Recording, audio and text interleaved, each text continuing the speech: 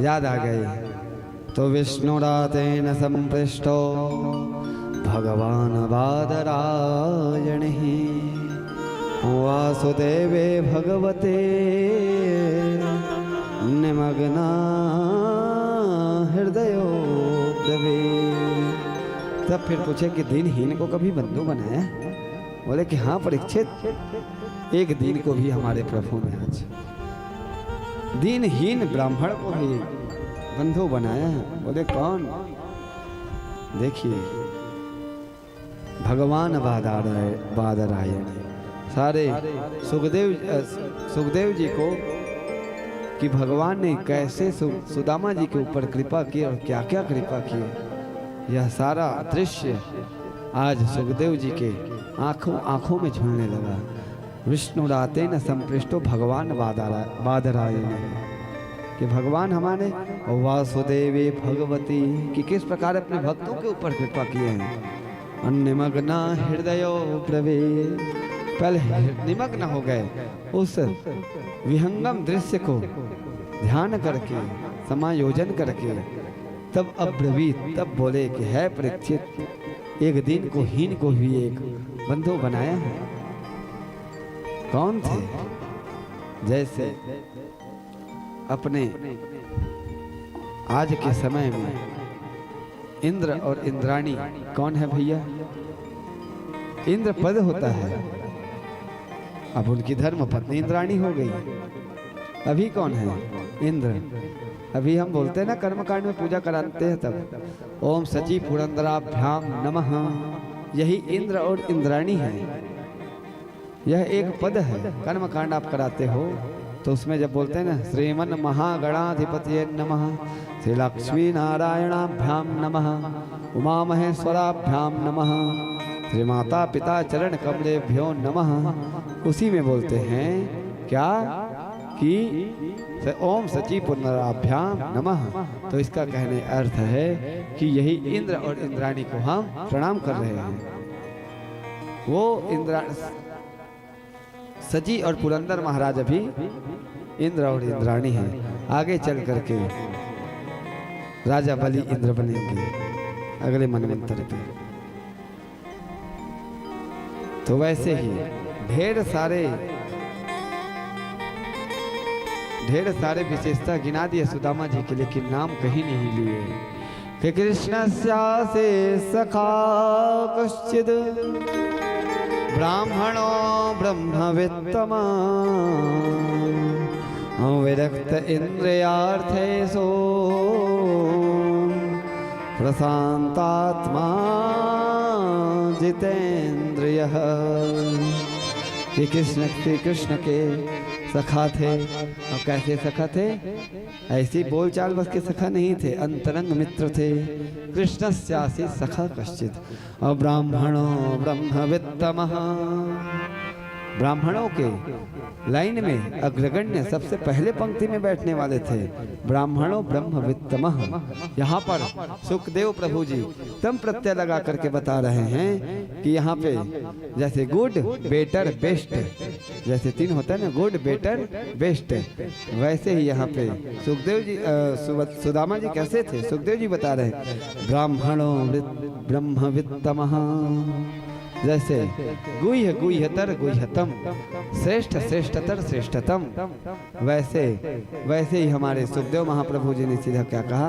न ब्रह्मविद कहा न ब्रह्मवित्तर कहा, सीधे डायरेक्ट ब्रह्मवित्तमः कह दिए।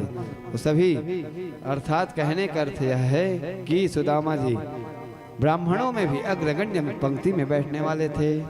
ब्राह्मणो ब्रह्मवित्तमः और विरक्त इंद्रियार्थेषु,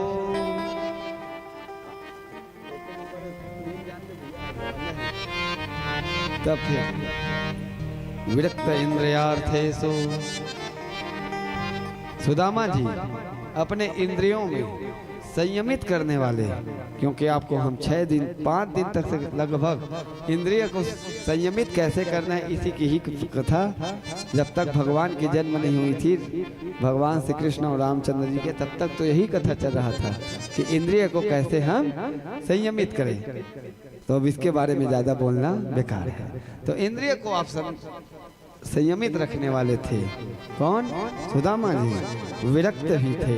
विरक्त किसे कहते हैं? जिनको संसारी लोग से, अपने देह और गेह से, देह और गेह, देह का अर्थ अपना शरीर और गेह उनके नाते, ये दोनों से विरक्त छूट चुके थे, वो थे हमारे सुदामा जी महाराज। और आखिरी कहा कि प्रशांतात्मा जितेंद्रिय। प्रशांतात्मा किसे कहते हैं? प्रशांतात्मा अंधवत पश्य रूपाणे शृणु शब्दम अकर्णवत काष्ठवत पश्य वैदेहम् प्रशांचेति लक्षण। जैसे आप अंधवत पश्य रूपाणी, देखते तो हैं लेकिन अंधे की तरह। शृणु शब्दम अकर्णवत, सुनते तो हैं लेकिन बहरे की तरह। जो काम की बात है उसको सुनकर ग्रहण कर लेते हैं, बाकी बेकार बात को सुन करके भगा देते हैं। वहीं से एक कान से निकला और एक कान से बाहर। शृणु सप्तम कर्णवत और काष्ठवत पश्य वैदेहम्। वह समान जितने भी इस चमकते हुए संसार के लोग हैं ना, उनको काष्ठ की लकड़ी की तरह देखते हैं। प्रशांतात्मा जितेंद्रियः, ऐसे हमारे प्रशांत चेति लक्षणम, यह प्रशांत आत्मा के लक्षण होते हैं। जैसे पहले हम दूरदर्शन में देखते थे कठपुतलियों का खेल, वो कितना भी अच्छा नृत्य कर ले लेकिन कोई व्यक्ति उसके ऊपर प्रभावित नहीं होता था। और आजकल की भाषा में यदि जाएं तो हम आज के समय में बाजार जाते हैं, मार्केट जाते हैं, तो कपड़ा के दुकान में जैसे देखते हैं ना कि वह पुतला को बहुत अच्छा कपड़ा, ब्रांडेड कपड़ा पहना के खड़ा कर किया जाता है। एक कन्या को भी वहाँ पे मस्त नक्श से सीख कर सजा दिया जाता है, लेकिन कोई व्यक्ति उनको देख करके प्रभावित नहीं हो सकता, प्रभावित होता ही नहीं। उनको पता है कि ये एक पुतला ही है महाराज। ठीक वैसे ही प्रशांत आत्मा का, चाहे वो कितने भी सुंदर से सुंदर सामने में आ जाए, वह भगवान की और बोल देते हैं कि क्या बात है, ठाकुर जी ने कितने अच्छे इनके रूप और सुंदर बनाए हैं। ऐसे कह के उनको बता करके प्रशांत आत्मा व्यक्ति की यही लक्षण है। और ऐसे हमारे थे सुदामा जी। और जितेंद्रिय, अपने इंद्रियों को हमेशा संयमित रखते थे। ढेर सारे नाम गिनाए सुदामा जी के, लेकिन एक भी बार 2 अध्यायों में कथा कहे सुखदेव महाप्रभु जी, लेकिन एक भी बार सुदामा कह के नाम नहीं दिए। वो तो अंतिम में जब कथा की पढ़ लेते हैं, संस्कृत को पारायण करते हैं, तब उसमें बताते हैं कि श्री परमहंसाचार्य श्री सुखदेव विरचितम सुदामा नामने चरितम गायतम, ऐसा कह के वहाँ पे दिखाया गया है। तो उसको पढ़ने के पश्चात पता चलता है कि अरे हम तो सुदामा चरित्र पढ़ चुके, अभी एक अध्याय और बचा है। ऐसे कह के तब पता चलता है कि वह सुदामा चरित्र है 2 अध्यायों में। तब फिर उनकी धर्म पत्नी के बारे में बताई कि उनकी धर्म पत्नी की नाम था सुशीला, दरिद्रा से दमाना सा वेपमानाभिगम्य च। कि जैसे ये सुशीला के बारे में जब बताने लगे सुखदेव जी कि वो तो बहुत दरिद्र थी, दरिद्री थी। बोले कैसे महाराज? अब आज के समय में कोई मास्टर है तो उनकी धर्म पत्नी जी को क्या कहते हैं? मास्टरनी, है ना। पंडित है तो पंडितीन, ठाकुर है तो ऐसे सभी को। और किसी के पति डकैत है तो उसको क्या कहेंगे? नहीं कह सकते ना, बोलो राधे राधे। तो कहने का अर्थ है महाराज, सुदामा जी दरिद्र नहीं थे, लेकिन उनको एक नाम विशेषण दरिद्री का मिल गया ही गया था। दरिद्र किसे कहते हैं? दरिद्र जो अपने से दरिद्रो यत्व संतुष्ट, अर्थात जो है उसको प्राप्त को पर्याप्त नहीं समझते और ज्यादा की लालसा करते हैं, उसे ही दरिद्री कहते हैं। तो सुशीला के बारे में जब बताए तो दरिद्री कह के उनके बारे में बताए। अभी सारे जगत में द्वारिका नाथ का नाम पूछ रहा है, हर घर में उनकी ख्याति गाई जा रही है। पर ऐसे द्वारिका नाथ के निकटतम घनिष्ठतम मित्र होने के पश्चात भी यह बात अपने धर्म पत्नी सुशीला को भी नहीं बताए कि मेरा मित्र द्वारिकाधीश है। यदि 2 मिनट के लिए अभी मुख्यमंत्री, सांसद और विधायक के साथ फोटो खींच जाए तो स्टेटस व्हाट्सएप, इंस्टाग्राम और फेसबुक में ये लिखाया जाएगा कि चाय पे विधायक के साथ चर्चा। वाह भाई, 2 मिनट के बाद विधायक भले आपको ना पहचाने, लेकिन आप भाई बड़े लोग से व्यक्तित्व जोड़ना हर व्यक्ति चाहता है। अब धन्य है सुदामा जी कि जो आज इतने बड़े द्वारिकाधीश के साथ संबंध, प्रिय मित्र होने के पश्चात भी किसी अपने, यहाँ तक तो किसी और को छोड़ अपने धर्म पत्नी सुशीला को भी नहीं बताए। भगवान ने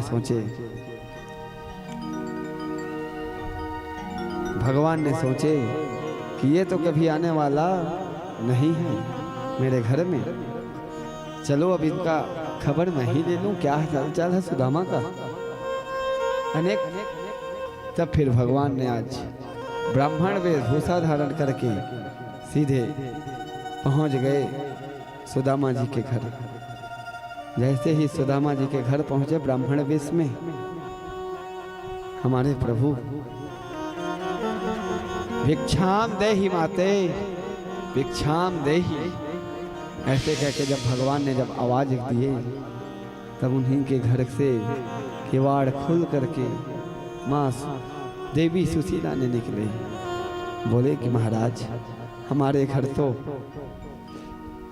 एक सूतक है, सूतक में हम किसी को दान नहीं देते।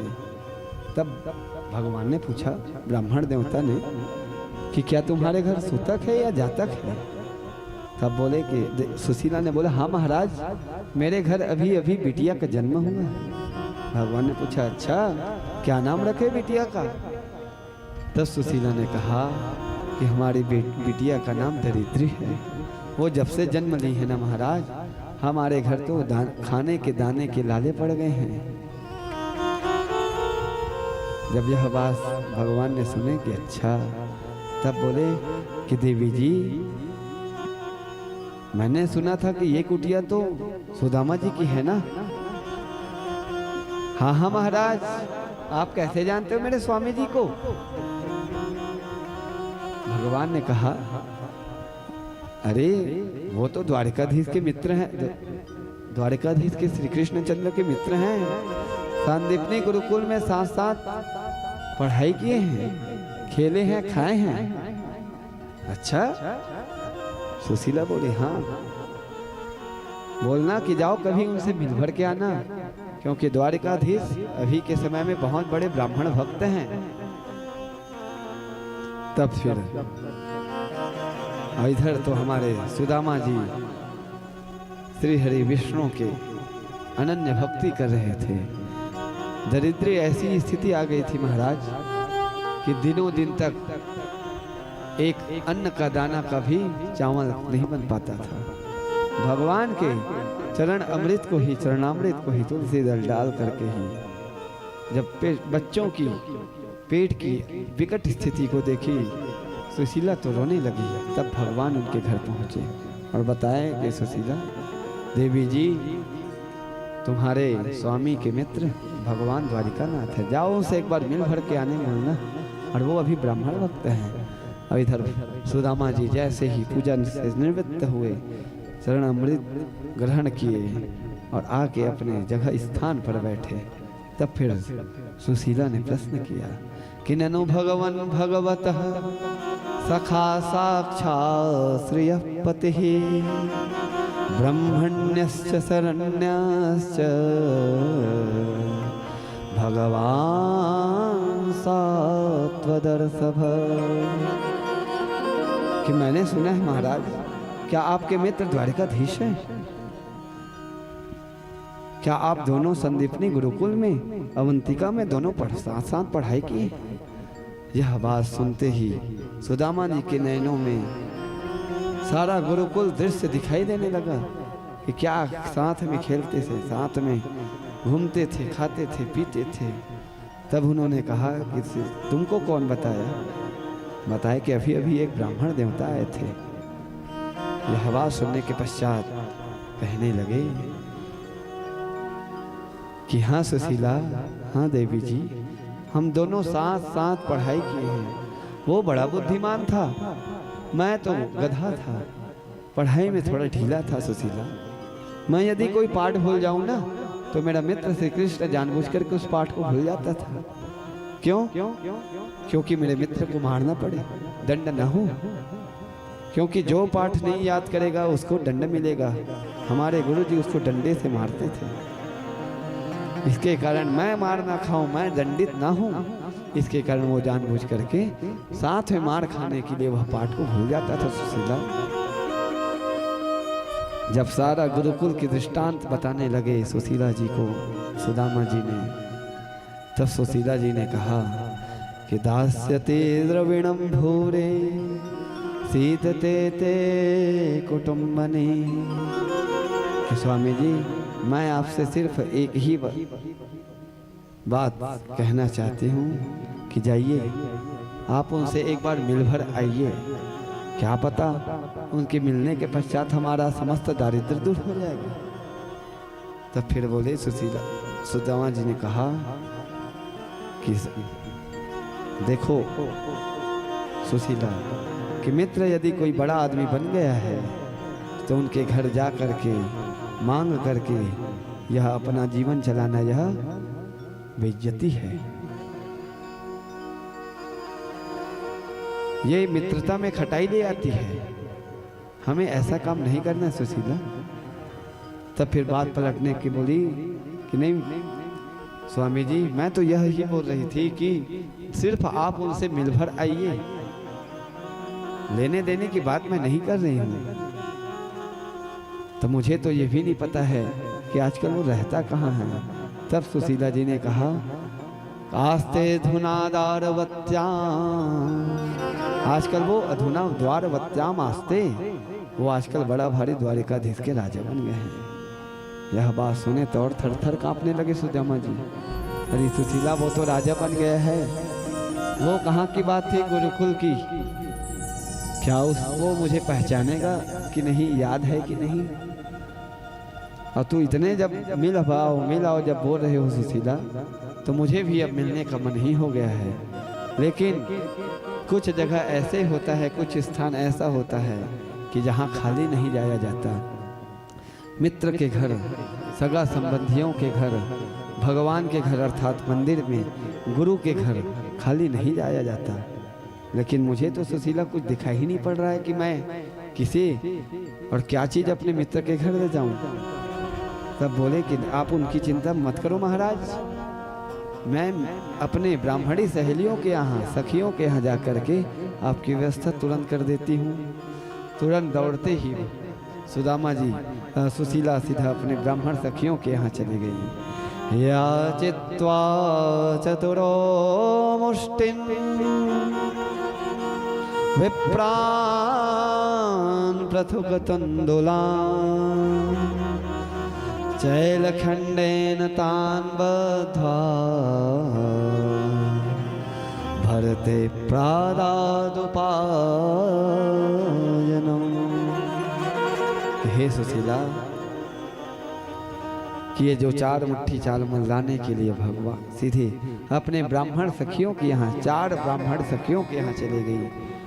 अरे इतनी भी स्थिति दयनीय हो गई थी कि कोई उनकी सखियां 4 मुट्ठी चावल भी एक साथ न दे, क्योंकि हर दिन तो उनको मांगने का कार्य बन ही गया था।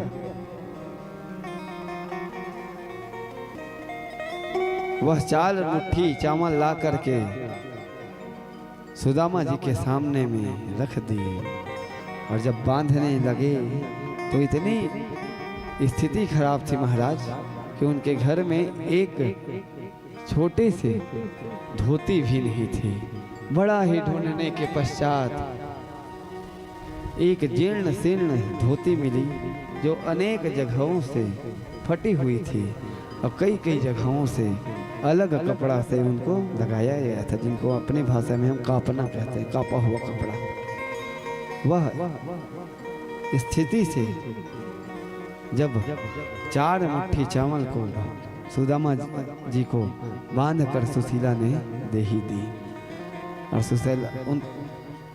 उस भगवान उत्तम श्लोक के दर्शन करने के लिए उत्कट उत्कंठा बलवती हो ही गई सुदामा जी के। और सुदामा जी को वह पोटली देते के समय बोली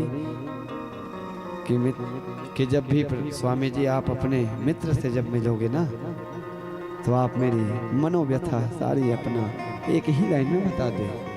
बोलने लगी कि एक मास दो पाख में दो एकादशी होए, मेरे घर गोपाल जो नित्य एकादशी होए। हे प्रभु, आपके भक्त तो विष्णु के भक्त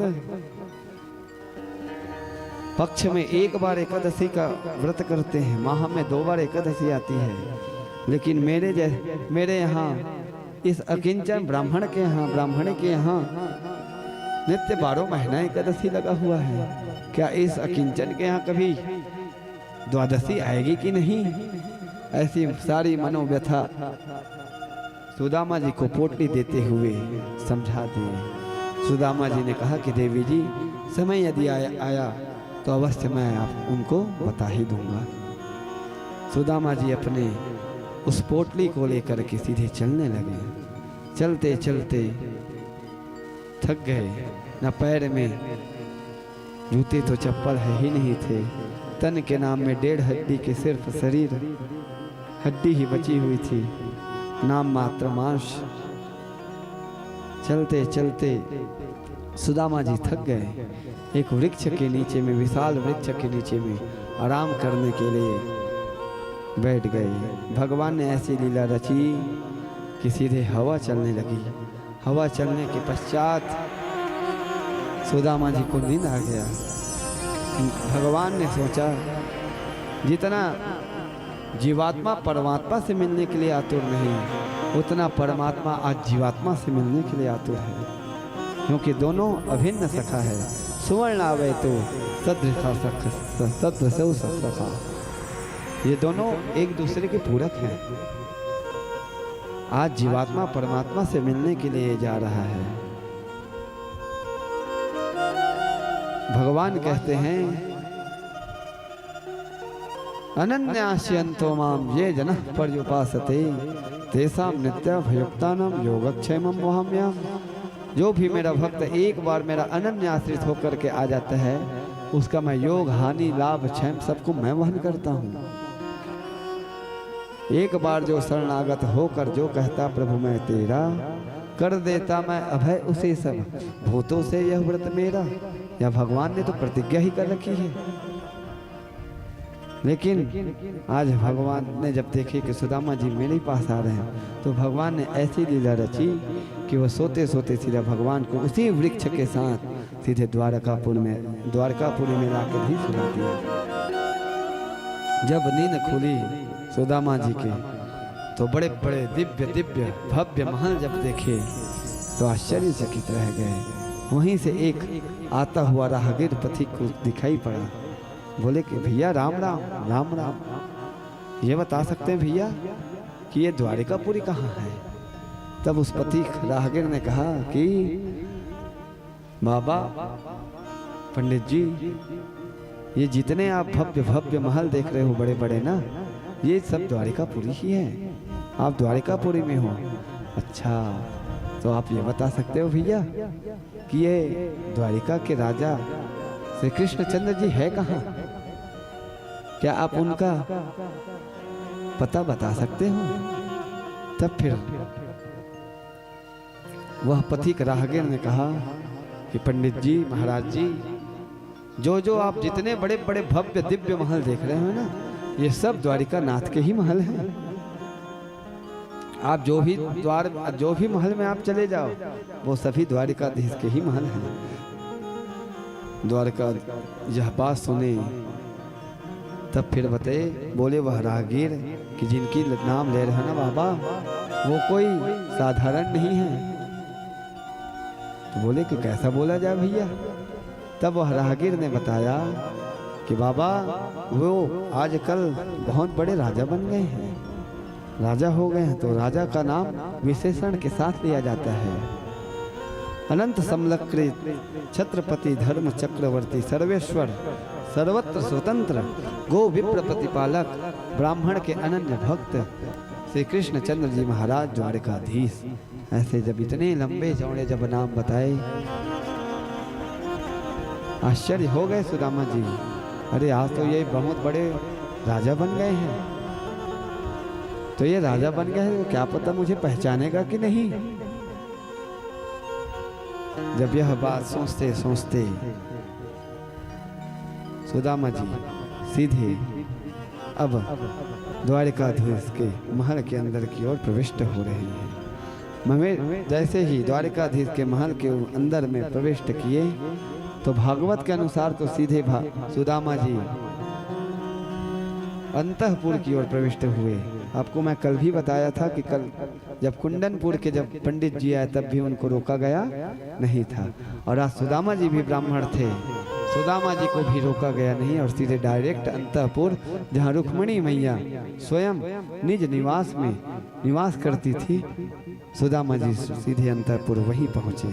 पर नरोत्तम दास जी ने जो सुदामा चरित्र जो गाया है तदनुसार सुदामा जी जब महल के पास जब पहुंचे तब द्वारपालों ने पूछा कि बाबा आप कौन हैं, किससे मिल रहे हैं। तब फिर पूछे कि नहीं, मेरा नाम सुदामा है भैया, और मैं तुम्हारे राजा के बाल मित्र हूँ। हम दोनों संदीपनी गुरुकुल में साथ साथ पढ़ाई किए हैं। यह बात सुनते ही द्वारपाल तो आश्चर्य हो गया, भौचक्का सा रह गया कि मेरे स्वामी के इतने बड़े बड़े मित्र हैं। आज तक तो मैंने बहुत बड़े बड़े मित्र देखे, लेकिन वाह ऐसे भी मित्र हैं। भौचक्का से रह करके भगवान के पास पहुँचे दौड़ते दौड़ते द्वारपाल, और द्वारपाल ने जैसे ही भगवान के पास पहुँचे और पूछा कि क्यों द्वारपाल कैसे आए हो, तब बोले कि महाराज वर्षों बीत गया मुझे आज आपकी सेवा करते हुए, कोई आया है ब्राह्मण देवता जो आपको अपना मित्र बता रहा है। भगवान ने पूछा नाम क्या है, रूप क्या है। अरे उसके बारे में कुछ बताओगे, नाम चिट्ठी पत्री। तब फिर द्वारपाल ने वर्णन किया सुदामा जी का। शेष पगान जगातन में प्रभु जाने को आहे बसे कहीं ग्रामा, धोते फटे सिलते दुफटे और पाय उपाय है नहीं श्यामा। द्वार खड़ो दुज दुर्बल देख रहो चकसो वसुधाय अभिरामा। पूछत दीन दयाल को धाम, बतावत आपनो नाम सुदामा। जो सुदामा जी का नाम सुना तो भगवान तो अपना पीताम्बर भूल गए, चरण पादुका से पहनना भूल गए। जैसे ही पहनना पहले भूल गए, दौड़ते हुए अपने सुध बुध छोड़ करके आज भगवान सारे सभासद जितने भी राजा मंत्री सब बैठे थे सभासद आश्चर्यचकित रह गए। अरे बड़े से बड़े महाराज भी आते हैं तो आज मुझे उनको सभी को बुलाने के लिए किसी मंत्री को भेज दिए जाते हैं, लेकिन ऐसा आज कौन सा व्यक्ति आ रहे हैं जिनके कारण आज भगवान स्वयं अपना पाद रक्षा भी भूल गए, पीताम्बर पहनना भूल गए। दौड़ पड़े भगवान आज। और इधर सुदामा जी कुहा कुह में सोच रहे हैं कि कितना बड़ा राजा बन गया है, तो क्या पता ये मुझे पहचानेगा कि नहीं। जब यह बात सोचने के पश्चात सोचने लगे, और इधर हाथ में पोटली दबाए हुए उसी हाथ से लकड़ी के लकुटिया लिए हुए सुदामा जी सोच ही रहे हैं। और जैसे ही मुख्य द्वार पर भगवान दौड़ते हुए पहुंचे। सुदामा जी ने जब देखा, सुदामा जी को जब भगवान ने देखे तो दौड़ करके आज सुदामा जी को भगवान ने स्वयं ही हृदय से लगा लिया। बोल श्री भक्तवत्सल भगवान की जय। तो सुदामा जी ने जैसे ही को भगवान ने आज गले से लगाया, सुदामा जी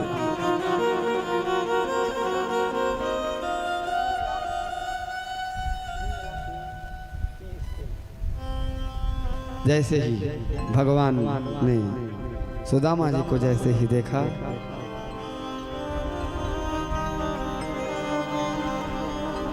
सुदामा जी को ऐसे लगा कि आज तो परम आनंद है कि महासागर में वो निमग्न हो गए, डूब गए हैं। भगवान ने जैसे ही उनको हृदय लगाया, भगवान को तुरंत ही सुदामा जी को अंदर लाए, अंतःपुर पे ले गए और अपने निज सिंहासन पर भगवान जहाँ स्वयं विराजित थे वहाँ उनको स्वयं बैठा दिए। बैठाने के पश्चात इधर मन ही मन आंख के संकेत से ही रुक्मणी जी को इशारा किया कि जाओ लोटे से भर करके तुम जल ले आओ। इधर रुक्मणी जी सोचने लगी कि यहाँ तो अनेक दास दासियां हैं। अरे कई ब्राह्मण देवता आते हैं, उनके लिए तो दास दासियां ही, उनके पैर धोने के लिए दास दासियां ही आज पानी लाते हैं, लेकिन ये कौन सा अवधूत है।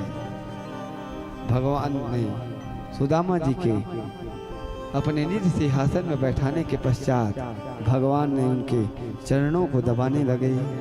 चरणों को दबा रहे हैं और भगवान की जब सुकोमल हाथ की जब उंगलियां सुदामा जी के चरण के तलहटी में जब पहुंचे, क्योंकि सुदामा जी तो चप्पल तो पाद रक्षा पहने नहीं थे, तो अनेक कंटक अर्थात छोटे छोटे गोंटी, छोटे छोटे कांटा सुदामा जी के चरणों में तलहटी में सभी गड़ गए थे। भगवान ने जैसे ही देखा इस दृश्य को, कांटा निकालते, कंटक निकालते तो रक्त बहता, इधर से रक्त बहता तो भगवान के दोनों आंखों से, नयनों से गंगा और जमुना की धार प्रकट होने लगी। जब यह गंगा और जमुना की धार प्रकट होते होते आज सुदामा जी के दोनों चरण यहीं से ही धुल गए।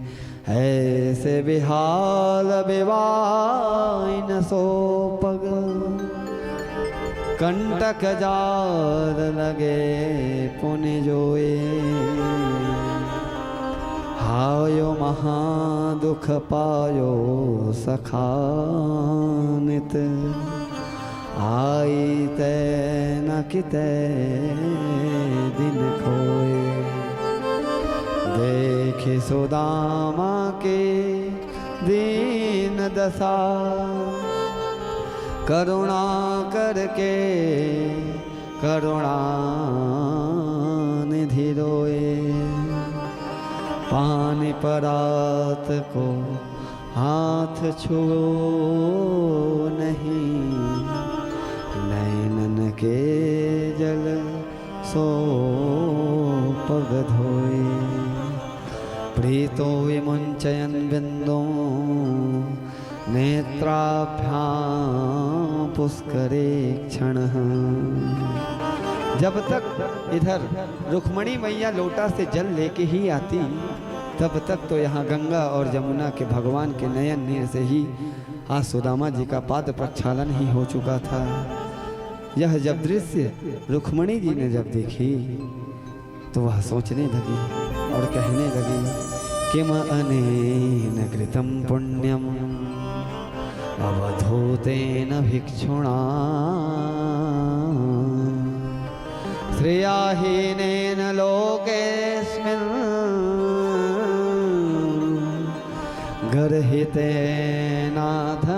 गर्हितेनाधमेन च। अनेन अवधूतेन किम पुण्यम कृतम, आखिर इस अवधूत ने कौन सा पुण्य किया होगा जिन्हें आज साक्षात मेरे प्रभु, मेरे स्वामी ने मैं जल ला ही नहीं पाई और भगवान आज हमें हमारे दोनों अपने नयन नेत्रहीन का पाद प्रक्षालन कर दिया। ये कोई विशिष्ट अवधूत है, समझ गए। और तुरंत ही भगवान ने आज उनके चरणोदक को चरणामृत समझ करके पीना प्रारंभ कर दिए।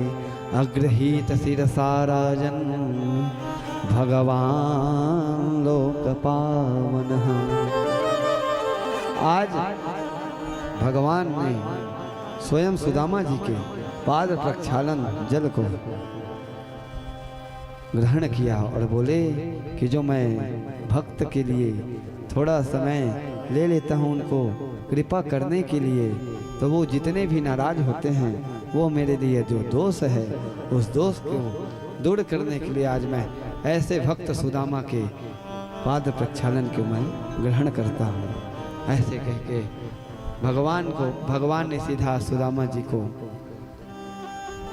अंतःपुर ले गए, स्नान कराए, नए वस्त्र पहनाए, बहुव्यंजन खिला करके अपने निज सैया पर, जहाँ भगवान स्वयं आनंद से रहते थे, वहीं निज सैया पर ही भगवान को सुदामा जी को आराम करने के लिए वहीं बैठा दिए, सुला दिए और भगवान उनके चरणों को दबाने लग गए। जैसे ही इधर भगवान ने चरण दबाने लगे की जय हो, तो जैसे ही तो सुदामा जी ने जैसे ही अंतःपुर पर निज सैया पर भगवान ने सुलाए,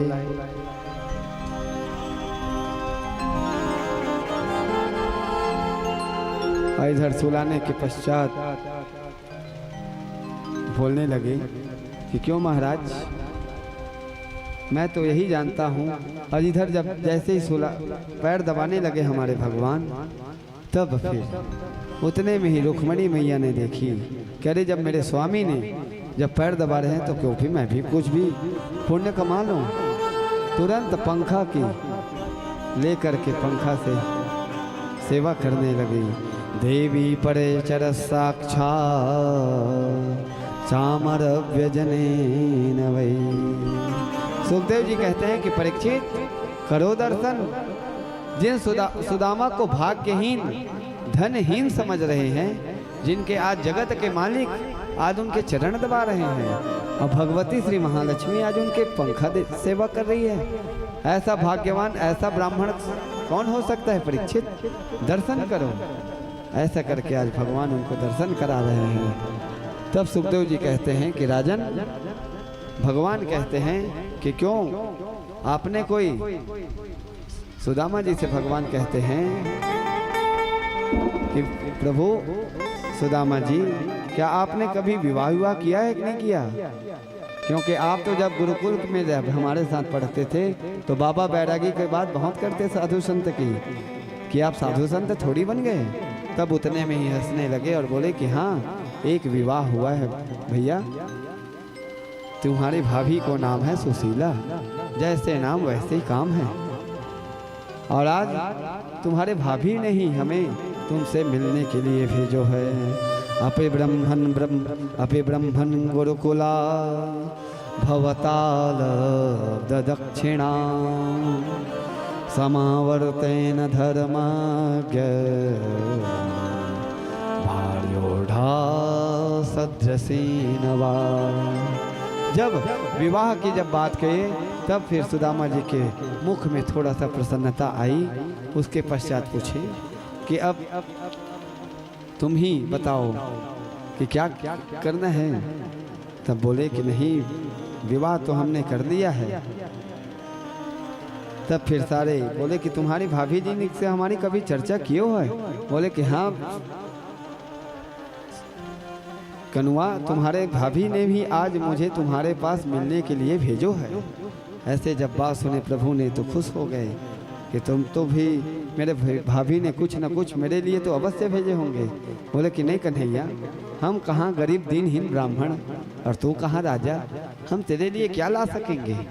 ऐसे कह के तब फिर सुदामा जी ने और हाथ को अपना जकड़ के बैठ लिए कि बोले कि क्यों मित्र, तुम भूल गए क्या कि मैं तो पदार्थों का भूखा नहीं हूँ। पत्रम पुष्पम फलम तोयम यो मैं भक्त्या प्रयक्षते तदहम तस्व अफनामि तदहम भक्तो पयस्नामि असनामि प्रयतात्मनः। ये क्या मित्र, तुम मेरी आदत को भूल गए? मैं पदार्थों का भूखा नहीं, मैं तो सिर्फ भाव का भूखा हूँ। भगवान यहीं पे गीता में भी कहे और भागवत में भी कहे कि पत्रम, अरे कोई मुझे आप कोई पत्ता ही चढ़ा दो। भगवान को भले ही तुलसी पत्र प्रिय है, लेकिन भगवान यहाँ पे नाम विशेषण नहीं दिया गया, न कि एक ही वचन का बात किया गया है। पत्रम पुष्पम, अरे पत्र नहीं है तो फूल चढ़ा दो। पुष्पाणी भी नहीं कहा गया है। पत्रम पुष्पम फलम तोयम, फल भी नहीं है, फल है तो फल चढ़ा दीजिए। और यह सब कुछ भी नहीं है तो अंतिम में आप पानी ही चढ़ा दीजिए। पानी भी गंगोत्री की होना चाहिए, यमुनोत्री की होना चाहिए, संगम की होना चाहिए, कोई बात नहीं है। पानी सिर्फ शुद्ध और साफ होना चाहिए। भगवान बोलते हैं जो भी भक्त मुझे अपने हृदय से जो ग्रहण मुझे प्रदान करता है उसे मैं ग्रहण कर लेता हूँ। ऐसे कह के समझाने के पश्चात बोले, तब भी सुदामा जी बोलते हैं कि अरे भैया, जब तेरे भाभी ने कछु भेजो ही नहीं तो मैं तुम्हें क्या ला के दूँ। तब फिर भगवान ने कहा कि एक बात बताओ मित्र, जब से तुम आए हो तब से तुम अपने हाथ को दबा के क्यों बैठे हो? तब बोले कि क्या बताऊं कन्हैया, जब से बहुत दूर की यात्रा है ना, पैर और हाथ दोनों दुखन लागू है। यह बात सुन के तो तुरंत भगवान ने हाथ को छोड़कर, पैर को छोड़ करके अब सीधे हाथ को दबाने लगे। और जैसे ही अब हाथ को दबाए तो हाथ को जैसे दबाए उसके पश्चात भगवान सीधे वह पोटली हाथ में जो दबी थी सुदामा जी के, वह खुल गई और सीधे वहाँ पे धड़ से गिर गई। और भगवान तुरंत एक मुट्ठी चावल करके स्वयं जहार किमरतिम पृथ्वतंडोला, वह पोटली को हाथ से पकड़ करके भगवान ने झटके से बाहर निकाला। वह फूट गई और बाहर गिर के इतने मुष्टिम सकल जगध्वा द्वितीयाम जगदुमा दधे तावत् श्री गृहे हस्तम तत्परा परमेष्ठिनः। एक मुट्ठी चावल ने भगवान ने तुरंत ग्रहण किया और उनको त्रैलोक की संपत्ति में, उनको एक लोक की संपत्ति तुरंत उनको प्रदान कर दी।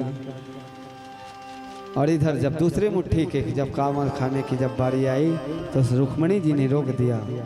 तो संतों ने कह भाव देते हैं कि रुक्मणी जी ने इसलिए रोका होगा कि क्या पता महाराज एक लोग की संपत्ति दे ही दिए हो, 3 लोग के स्वामी आप ही हो, अब दूसरा खाओगे, क्या पता 2 ही लोग दे दोगे तो हम तो खुद सुदामा बन जाएंगे। एक भाव और संतों ने दिया कि रुक्मणी मैया कहती है कि प्रसाद को अकेले नहीं खाना चाहिए स्वामी जी, पूरे बाँट को खाना चाहिए। तो सभी उस तांदुल को, उस चावल को सभी को प्रसाद के रूप में रुक्मणी मैया को भगवान ने दे ही दिया और बोला कि हमारे जितने भी रानियां हैं इन सभी को प्रसाद के रूप में सबको ग्रहण कराया जाए।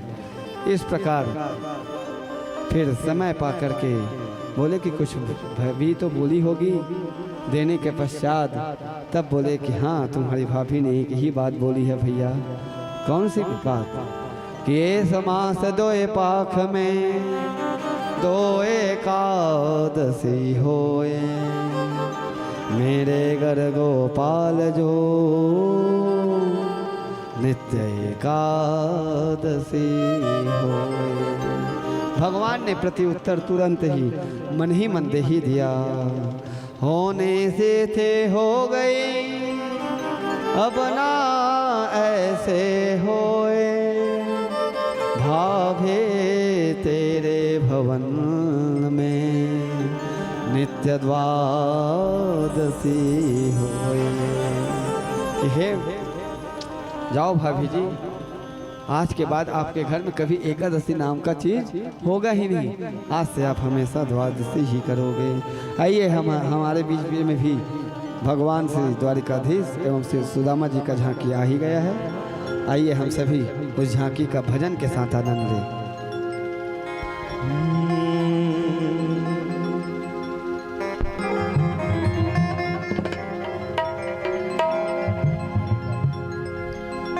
देखो देखो ये गरीबी,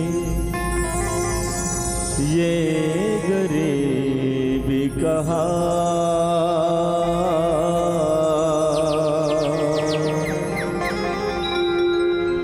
कृष्ण के दर पे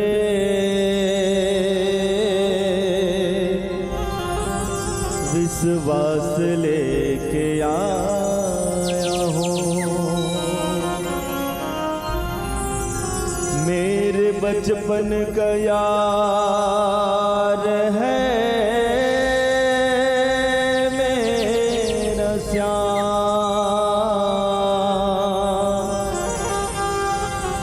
यही सोच कर मैं आस लेके आया हूँ। अरे द्वार पालो कन्हैया से कह दो, सभी को ये भजन याद है, सभी साथ अरे में द्वार गए। पालो कन्हैया से कह दो, इधर पे सुदामा गरीब आ गया है, इधर पे सुदामा गरीब आ गया है। भटकते भटकते न जाने कहाँ से, भटकते भटकते न जाने कहाँ से, तुम्हारे महल के करीब आ गया है, तुम्हारे महल के करीब आ गया है।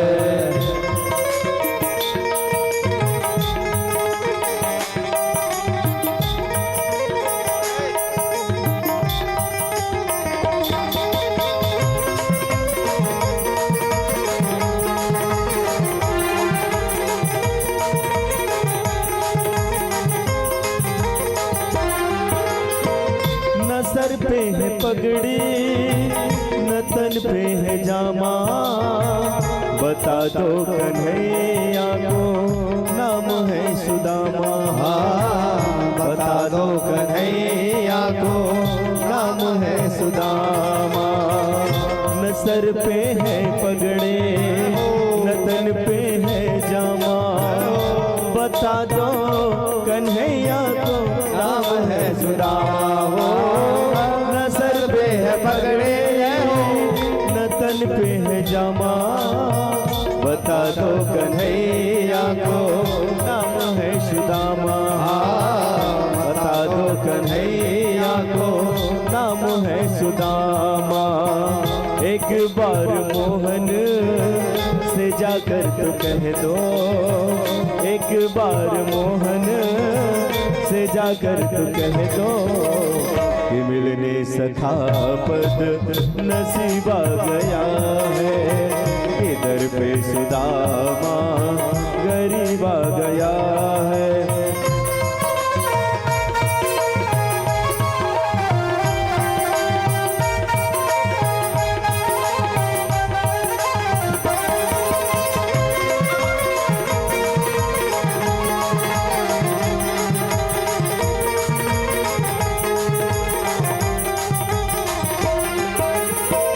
सुनते ही दौड़े चले आए मोहन, लगाया गले से सुदामा को मोहन, लगाया गले से सुदामा को मोहन। सुनते ही दौड़े चले आए मोहन, लगाया गले से सुदामा को मोहन हो। सुनते ही दौड़े चले आए मोहन, लगाया गले से सुदामा को मोहन, लगाया गले से सुदामा को मोहन।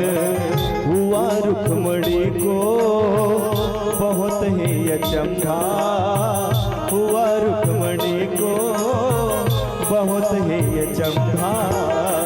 ये मेहमान कैसा अजीबा गया है, किधर पे सुदामा करीबा गया है। अरे द्वार पालो कन्हैया से कह दो, अरे द्वार पालो कन्हैया से कह दो, किधर पे सुदामा करीबा गया है, किधर पे सुदामा करीबा गया है।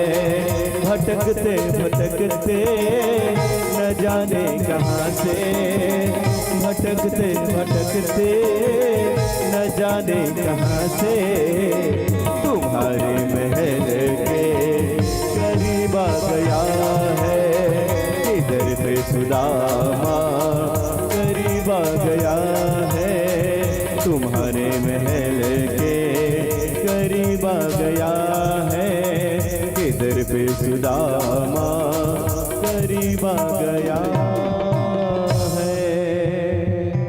प्रेम से बोलो सुदामा महाराज की जय। द्वारिकाधीश भगवान के जय हो। तब फिर हमारे इतिमुष्टे जगत इतिमुष्टिम सगल जगद्वा द्वितीयां जगमोदाददे तावच्छे गृहे हस्तुं तत्परा परमेष्ठिनः।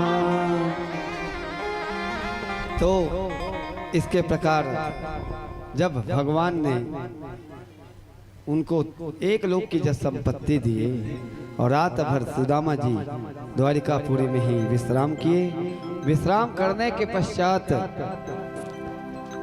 जब प्रातः काल हुई मालकोश,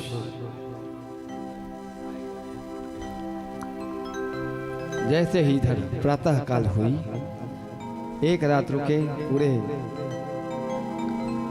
प्रातः काल रुकने के पश्चात, प्रातः काल होने के पश्चात सुदामा जी बोले कि अब मैं जाऊंगा कन्हैया। तो भगवान ने सोचा यदि मैं इनको रोक दिया तब भी बेकार, और जाओ बोल दिया तो स्नेहम शून्यम वचः।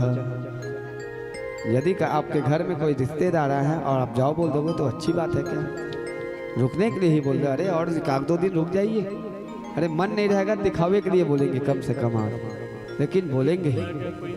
तो स्नेहम शून्यम वचः, यह स्नेह शून्य वचन है। और यदि मैं बोलूं जा रहा हूं कन्हैया और ज्यादा रुकूंगा तो ये भी बेकार है। तो इसके कारण बोले भगवान बोले कि आपको जैसे करना है वैसे करो मित्र। तब सुदामा जी ने कहा कि देख भैया, आपके घर में मैंने रात भर रुक गया हूँ, अब मैं तो सीधा अपने सुदामापुरी की ओर चलता हूँ। जब इधर सुदामापुरी की ओर चलने लगे तो सोचने लगे जा रहा हूँ कन्हैया, हाँ भैया जाइए, हाँ सुदामा जी जाइए मित्र, तेरी भाभी को कुछ खबर देना है। बोले हाँ मेरी भाभी को बोलना कि मेरे राम राम बोले हो। तो बोले अच्छा, और कुछ नहीं? बोले नहीं कुछ नहीं। और इधर सुदामा जी पलट के सीधे अब चलने लगे। पलट के चलने के पश्चात धीरे धीरे सोचने लगे कि अरे भैया, अरे और कुछ नहीं, इतना बड़ा राजा है तो तन में ढंग से धोती भी नहीं है तो धोती ही दे देते। ऐसा मन विचार कर ही रहे थे, क्योंकि व्यक्ति का विचार से ही उनका मन के बारे में पता चल जाता है। तब फिर सोचने लगे, फिर आखिरी में बोलने लगे कि मेरे जैसे दीनहीन को आज मेरे प्रभु ने मुझसे गले मिल लिया। क्वाहं दरिद्रः पापेया व कृष्णः श्रेणिकेतनः ब्रह्मबन्धोरिते स्माहं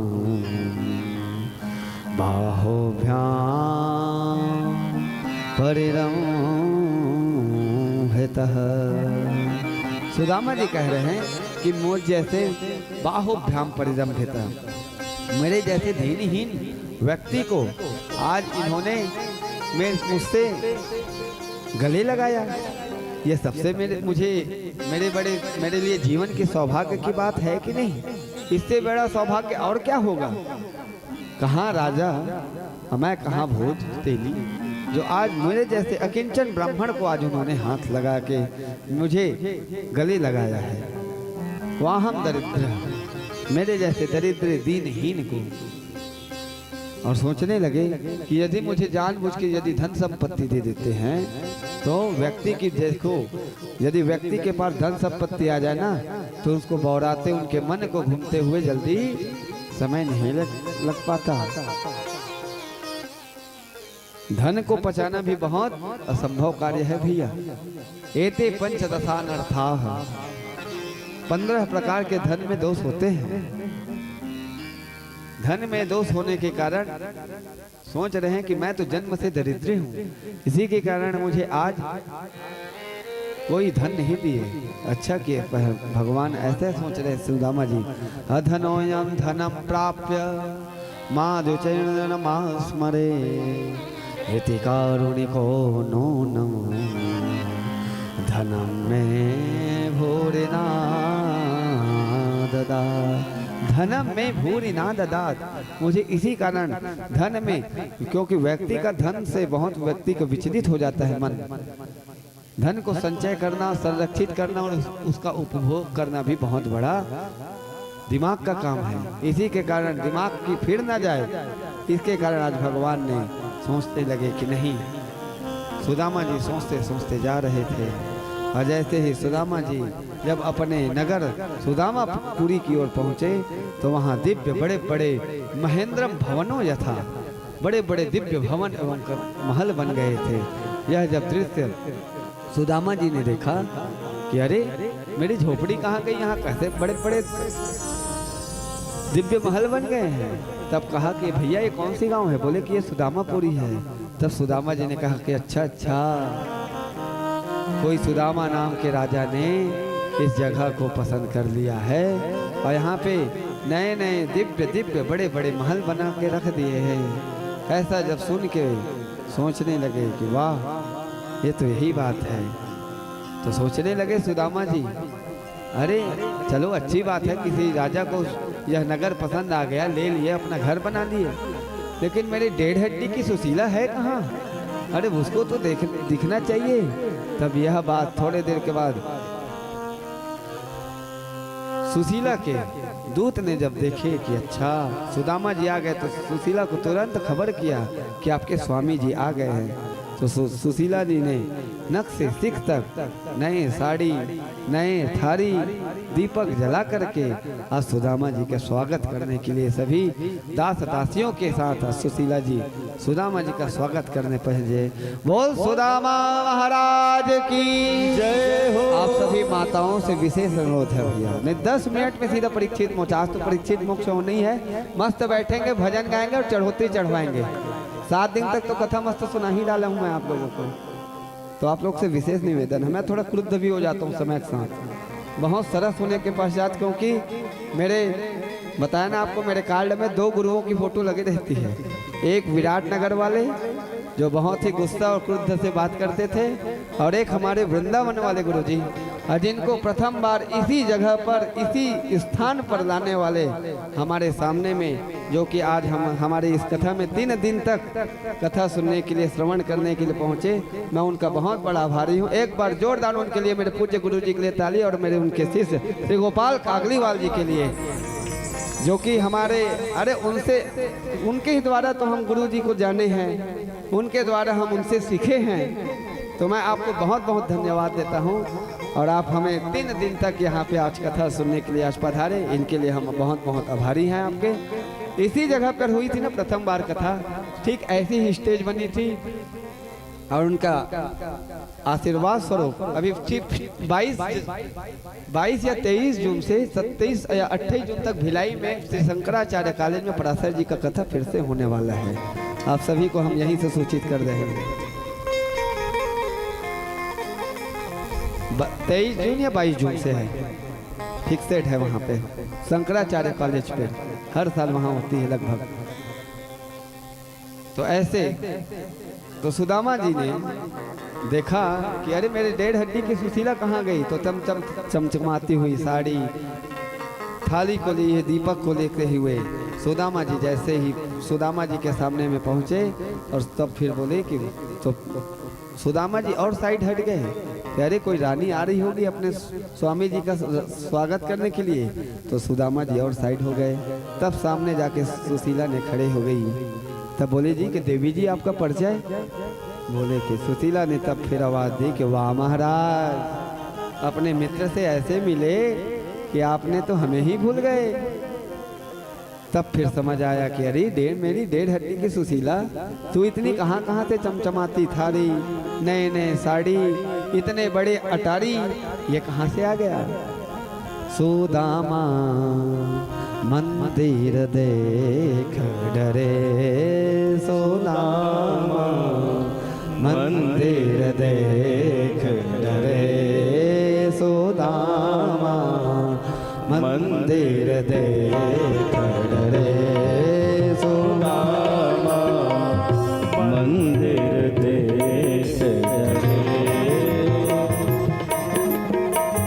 यहाँ तो थे मेरे टूटे झोपड़िया, यहाँ तो थे मेरे टूटे झोपड़िया, यहाँ तो थे मेरे टूटे झोपड़िया, यहाँ तो थे मेरे टूटे झोपड़िया, कंचन महल खड़े, कंचन महल खड़े, सुदामा मंदिर देख डरे, सुदामा मंदिर देख डरे, सुदामा मंदिर देख डरे, सुदामा मंदिर देख डरे, सुदामा मंदिर देख डरे, सुदामा मंदिर देख डरे। गम धनि धनि धम गम गम गम धसा, ध रे सानि धनि धम धम गम गद धनि धम सा सा गम धनि सा सा पम धनि सम गम धनि सा सा गम धनि सा सा।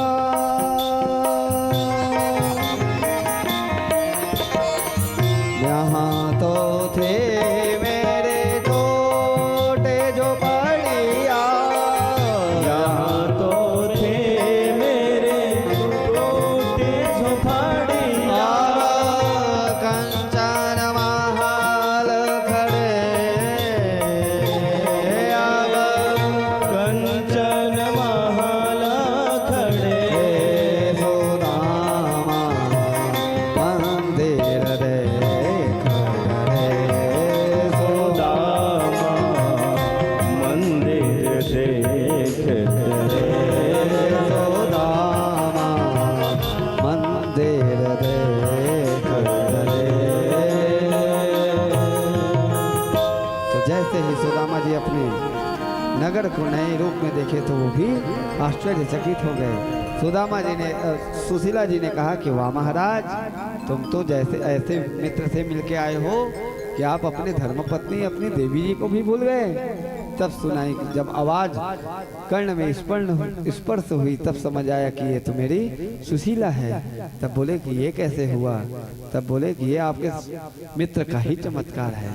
भगवान ने सुदामा जी ने समझ गए कि देख मेरे कन्हैया ऐसे हैं जैसे हम सभी अपने अपने रात्रि में सोए रहते हैं। भगवान इस हमारे ऊपर कृपा की बरसात कब करके चले जाते हैं हमको पता नहीं चलता। ठीक वैसे ही आज सुदामा जी तो द्वारिकापुरी में ही सोए थे, लेकिन देखते देखते एक ही रात में विश्वकर्मा जी के द्वारा और अपना ही नहीं जब कि सुशीला जी ने कहा कि मैंने इन सभी के यहाँ, जब मेरा समय खराब था तो इन सभी के यहाँ मैंने मांग मांग करके अपना जीवन व्यापन किया है। तो हे प्रभु, आप सभी इन सभी का भी उद्धार कीजिए। ऐसा कह के आज सुशीला जी ने पूरे सुदामा नगरी को, बड़ा ही भव्य नगरी सुदामापुरी बना करके वहाँ पे बसाए। जैसे हमारे प्रभु ने, प्रभु का भी नाम एक घनश्याम है, जो रात का भी नाम है। जैसे हम मोहनिशा सब शोभ निहारा और देखें स्वप्न अनेक प्रकारा। जैसे हम स्वप्न में रात में सो करके अनेक स्वप्न देखते हुए सोए रहते हैं और भगवान हमारे ऊपर कब कृपा की बरसात हमें बरसा के चले जाते हैं। हम सोए हैं रात भर में पूरे, धीरे धीरे तो कभी, आजकल तो अब पुल जहां बढ़ गई है, नहीं तो पहले पूरा बांध आ जाता था, कभी किसी को पता नहीं चलता था। ठीक वैसे ही हम सभी के ऊपर भगवान ने कृपा करके सबसे पहले तो भैया कि मनुष्य शरीर दिया। मनुष्य शरीर देने के पश्चात इस भारतवर्ष में हमको जन्म दिया और सनातन धर्म में का अवलंब प्राप्त हुआ। अरे भैया, हमको इटली, ईरान, अमेरिका में हम जन्म लिए रहते तो क्या ऐसी बैठ करके कथा सुन पाते? अरे भैया, कंटिन्यू थान खमरिया में कथा होती रहती है। धर्म की नगरी है, यहाँ नहीं सभी जगह, पूरे भारत देश में। इसीलिए तो भारत को माता कहा गया है। बाकी इटली माता, ईरान माता क्यों नहीं कहते ना? क्योंकि भगवान के जितने भी, चाहे अंशा अवतार हो, चाहे कला अवतार हो, चाहे पूर्णा अवतार हो, यह पूरे अवतार सिर्फ भारतवर्ष में ही भगवान ने दिया है। तो फिर यहीं से हम सुदामा चरित्र को प्रणाम करते हुए अब सीधे कथा की ओर आगे बढ़ेंगे।